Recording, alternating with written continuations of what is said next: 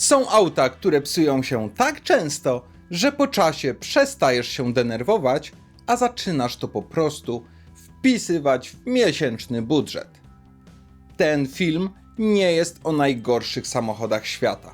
Jest o autach, które wielu ludzi kupiło w dobrej wierze, często jako kilkuletnie, sprawdzone, polecane przez znajomych albo internet, a potem regularnie wracali do warsztatu i to nie dlatego, że trafili na felerny egzemplarz. Wybrałem 5 samochodów i rodzin silników, które są relatywnie nowe, mają powtarzalne problemy i co ważne, znam je z rozmów z mechanikami, właścicielami i z własnych doświadczeń. Nie chodzi o straszenie, chodzi o świadomość, bo moim zdaniem najgorsze w aucie nie są same awarie. Najgorsze jest to, kiedy dowiadujesz się o nich za późno. Więc jeśli myślisz o zakupie kilkuletniego samochodu, ten film może oszczędzić Ci sporo nerwów albo pomóc w porę odpuścić. Gotowi? Łapka, subik kliknięte? No to zaczynamy!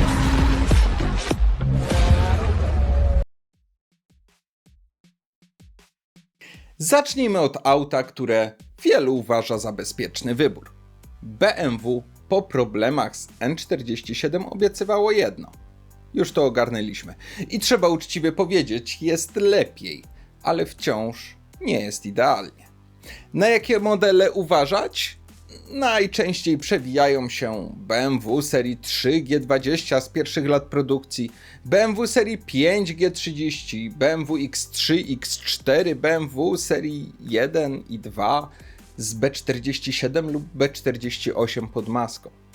Mówimy głównie o autach z lat 2016-2019, czyli pierwsze lata produkcji nowych generacji.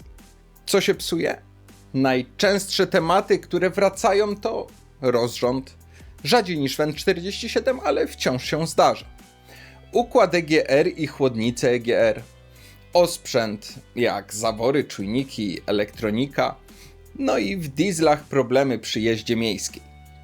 I teraz ważne zdanie, które chcę jasno podkreślić. Moim zdaniem to nie są złe silniki, ale są to silniki, które nie wybaczają złego użytkowania. Jeżeli ktoś jeździ głównie krótkie trasy, odkłada serwis na później, ignoruje drobne objawy, to te auta potrafią bardzo szybko się zemścić wysokimi rachunkami. Czy problem został rozwiązany w późniejszych latach? Częściowo tak.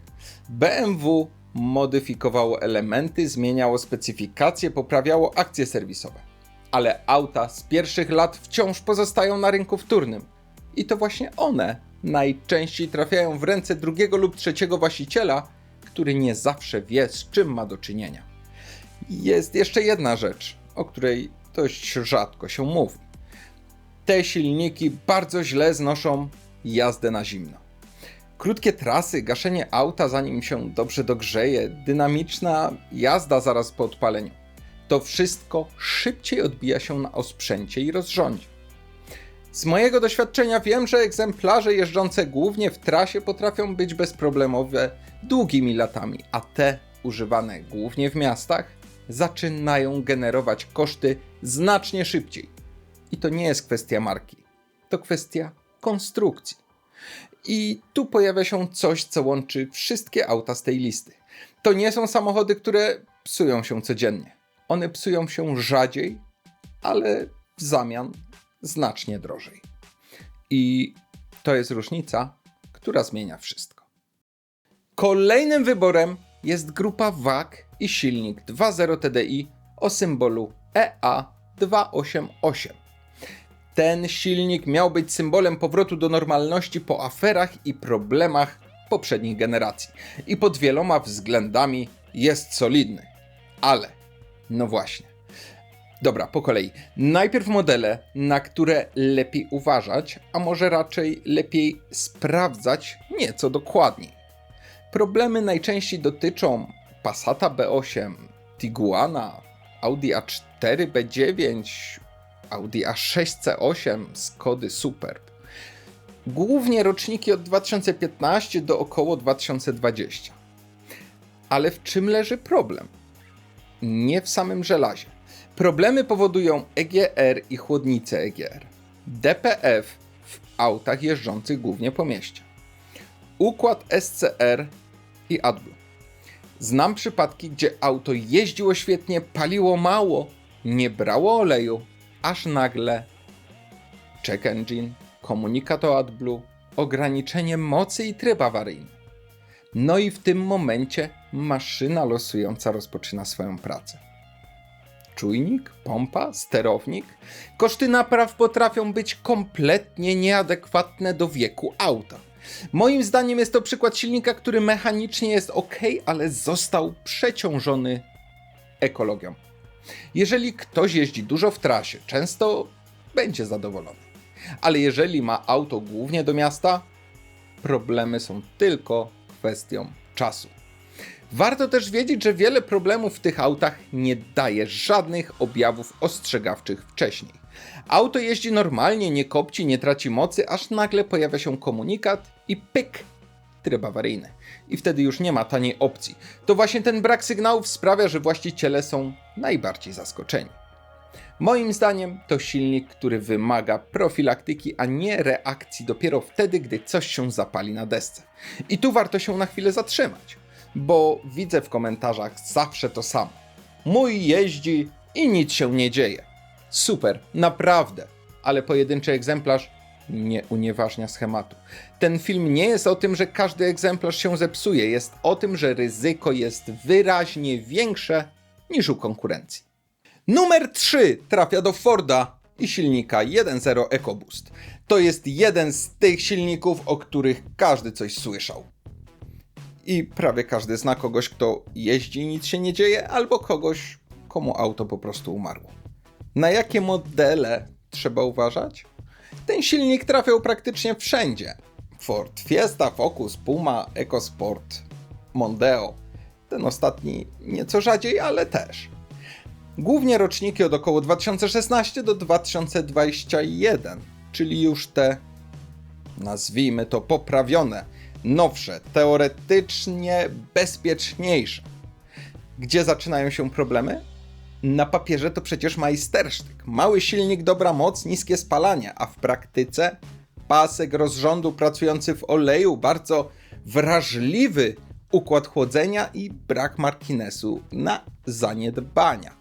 I tu muszę powiedzieć coś bardzo ważnego.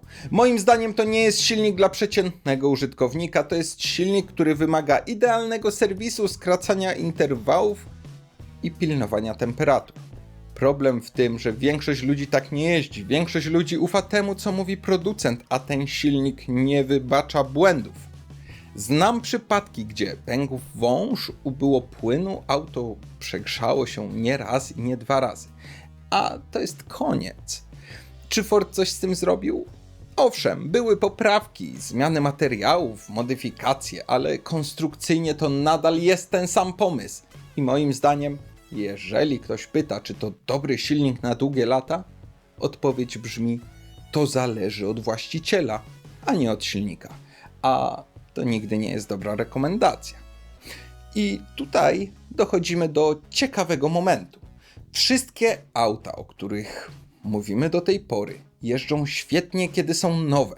Problemy zaczynają się po gwarancji, przy drugim właścicielu, wtedy gdy auto przestaje być dopieszczane. I to jest dokładnie ten moment, w którym większość z Was kupuje samochód. Najlepsze, że często słyszę argument: ale przecież Ford sprzedał tego miliony. Tak, to prawda. Problem w tym, że skala sprzedaży nie kasuje wad konstrukcyjnych. Ten silnik działa dobrze, dopóki wszystko jest idealnie sprawne, ale nie ma planu B. Kiedy coś pójdzie nie tak, nie ma bufora bezpieczeństwa. Dlatego moim zdaniem to jednostka, która w teorii jest nowoczesna, ale w praktyce jest zbyt delikatna jak na realne użytkowanie przez przeciętnego kierowcę. Numer 4 to Renault i Nissan wraz z silnikami 1.2 TCE i DIGT.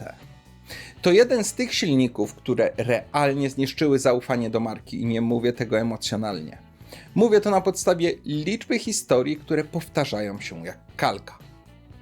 Silnik ten najczęściej występuje w samochodach takich jak Renault Megane, Renault Kadjar, Renault Captur, a także Nissan Qashqai i Nissan Juke. Głównie roczniki 2016-2019. Co tutaj poszło nie tak? Problem jest jeden, niestety ogromny. Bardzo duże zużycie oleju, odkładanie się nagaru, zatarcia, remonty silników przy śmiesznych przebiegach.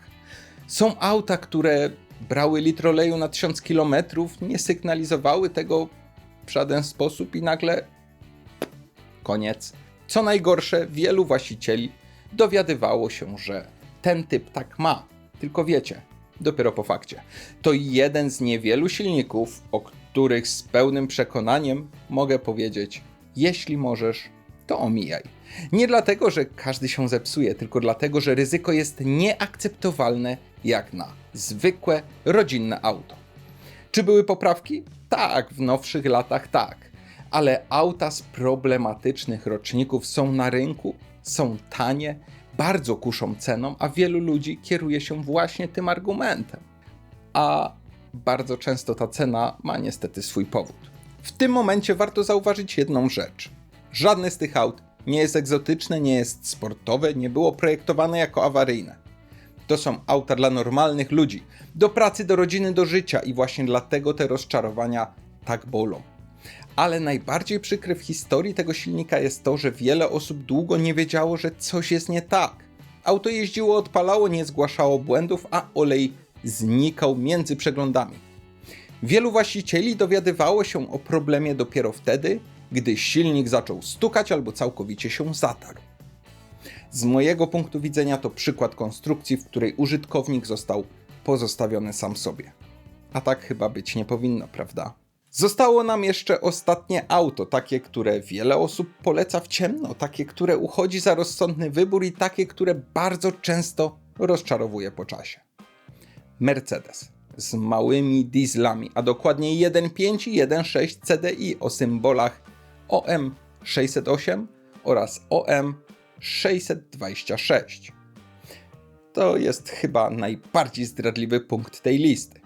Bo jeżeli zapytasz ludzi na ulicy o bezpieczny wybór, to Mercedes w dieslu padnie dość szybko.